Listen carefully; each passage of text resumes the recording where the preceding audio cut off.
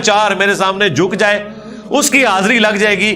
وہ یعنی جس طرح ایک بندہ فوجی پریڈ کرتا ہے, وہ چاہے بوجھل دل سے بھی کر رہا ہے, اس کی ڈیوٹی شمار ہو جائے گی. یہ نماز ڈیوٹی ہے. یہ شیطانی وسوسہ اپنے دماغ سے نکال دیں کہ اگر کسی کا نماز میں دل حاضر نہیں ہے تو اس کی نماز قبول نہیں ہے. نہیں, نماز کے فرائض میں آپ کہیں قرآن و حدیث میں نہیں دکھا سکتے کہ خشوع خضوع اس کا حصہ بنایا گیا ہو, کہ نماز کے اتنے فرائض ہیں ان میں سے خشوع خضوع بھی ایک ہے. نہیں, خشوع خضوع کبھی ڈسکس ہی نہیں ہوا اس حوالے سے. ترغیب کے لیے ضرور ہوا کہ اہل ایمان کی نشانی ہے کہ وہ توجہ سے نماز پڑھتے ہیں.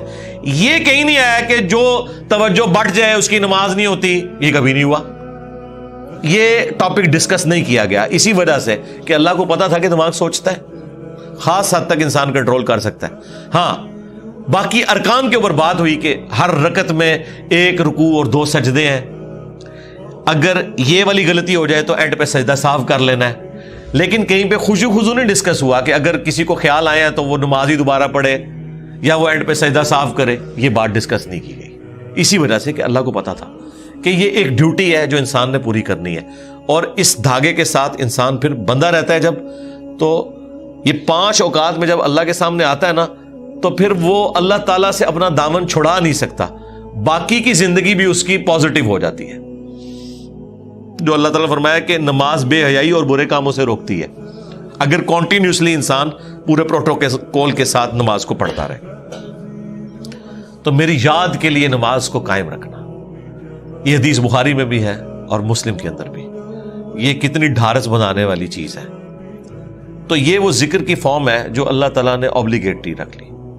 اسی طریقے سے اپنے مال میں زکوٰۃ دینا, یہ بھی وہ فرض ذکر ہے اللہ کا جو آپ نے کرنا ہے. اللہ کی یاد, مال خرچ کریں گے تو جس کے لیے خرچ کر رہے ہیں اس کی یاد میں کر رہے ہیں, اور یہ پتہ ہے کہ اس نے پوچھنا ہے کہ نہ اگر زکوٰۃ دی تو تمہارے ساتھ یہ کیا جائے گا. جو سورہ توبہ میں آیا کہ ان کا مال جو یہ جوڑتے ہیں کنز بنا کے اور اللہ کی راہ میں زکوٰۃ نہیں دیتے, تو قیامت کے دن ان کی پیٹھوں پہ, ان کے پہلوؤں کے اوپر, ان کے ماتھوں کے اوپر یہی سونا اور چاندی گرم کر کے داغا جائے گا اور کہا جائے گا کہ یہ ہے وہ مال جو تم نے دنیا میں جوڑا تھا. اور بخاری مسلم میں تو آیا کہ سانپ کی شکل میں مسلط کر دیا جائے گا, وَلِعَوْذُ بِاللَّهِ تَعَالَى. تو یہ ایک بڑا سینسٹیو ٹاپک ہے.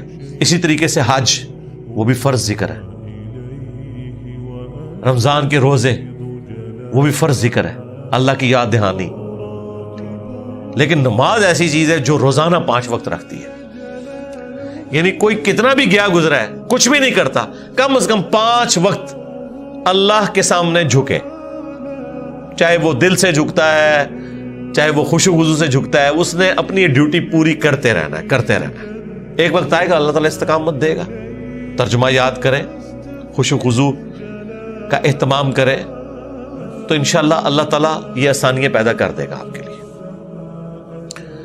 یہ وہ ذکر ہے جو فرض ذکر ہے.